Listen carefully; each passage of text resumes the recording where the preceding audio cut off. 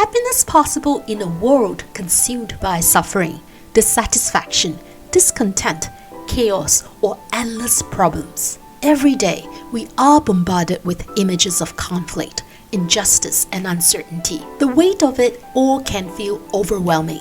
But what if I told you there is a way to find lasting peace, a state of being beyond this inherent suffering, this dukkha? Oh, and by the way, you can learn more about the definition of dukkha in episode 47. Anyway, hey friends, welcome to Unveiling Buddhism episode 49. This video explores the third noble truth as taught in the Buddha's first sermon, revealing his profound insight into achieving a life free from the shackles of suffering and embracing true lasting joy. In Buddhism, this state of happiness is known as nirvana, the cessation of dukkha or suffering. We start with a question: what is happiness? Real happiness is something that, once achieved, brings enduring joy.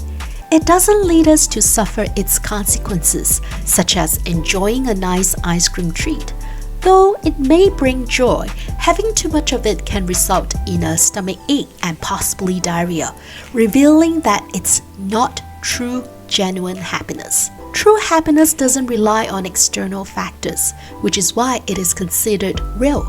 So when we talk about happiness, this is the kind we mean, a real, permanent state of happiness. Now the question arises, is happiness possible?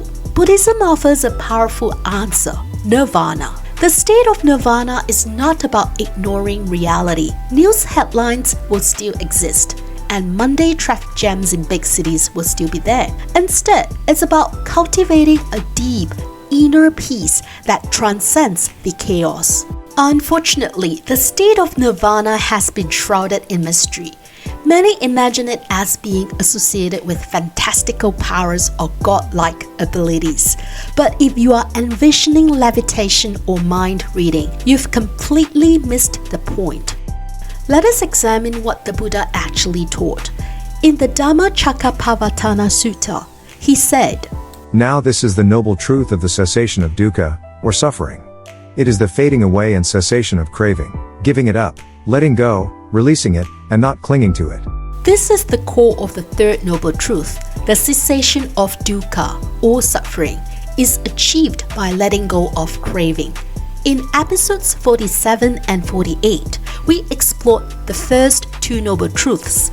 Dukkha, or suffering, exists, and craving is its root cause. We learned that our unhappiness arises from this relentless desire for things to be different. This state of freedom from dukkha, or suffering, is nirvana. It's not temporary, it's a permanent, real happiness. However, the misconception persists that nirvana involves supernatural powers. Levitation, predicting the future, removing external obstacles in life, these are distractions. The Buddha never taught this. Nirvana is simply the cessation of craving, addressing the root of dukkha, or suffering. It's not about external power, but internal freedom. Why won't removing external obstacles or changing external factors free us from suffering or help us attain the real permanent state of happiness? Many believe external power solves problems. Imagine stopping traffic jams with just a thought. While this might temporarily alleviate suffering, it doesn't address the root cause. In fact, the desire for such power is craving itself. It's like trying to quench thirst with salt water. Imagine two people, each with the power to manipulate traffic, but both wishing for different outcomes. Isn't that a cause for conflict and suffering? True liberation comes from extinguishing internal craving. The ability to fly won't eliminate the unhappiness that stems from always wanting more. Nirvana isn't about external control. It's about internal freedom, a profound shift in perspective that transcends the need for external fixes.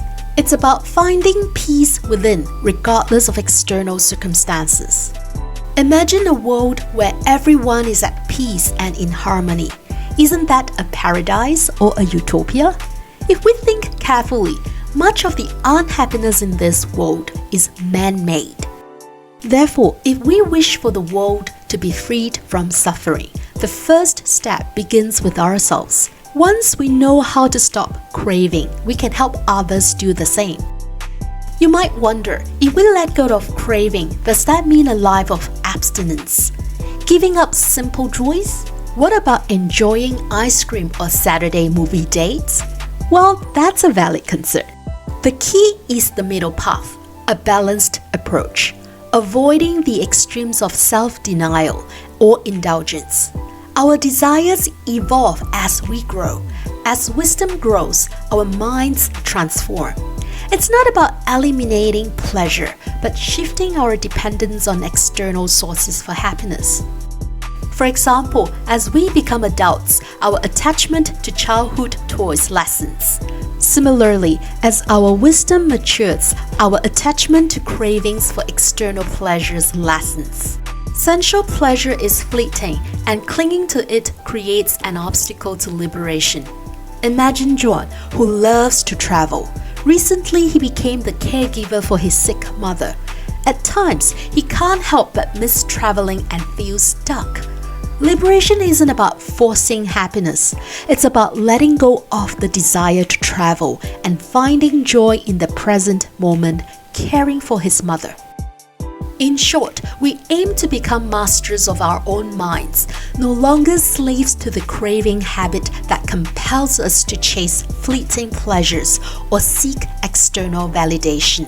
It's like breaking free from an addiction. We find inner peace and genuine happiness, independent of external factors. In summary, the Buddha taught us to recognize and be aware of dukkha, or suffering. He explained that craving creates dukkha, and to attain true lasting happiness, we must let go of craving. Following that, the Buddha provided a comprehensive path to overcome craving, which we will explore in our next episode. Thanks for watching, friends. If you enjoyed this episode, don't forget to like, subscribe, and share with others who might benefit. Stay curious, stay kind, and we'll see you in the next episode of Unveiling Buddhism. Until then, may your journey be filled with peace and joy.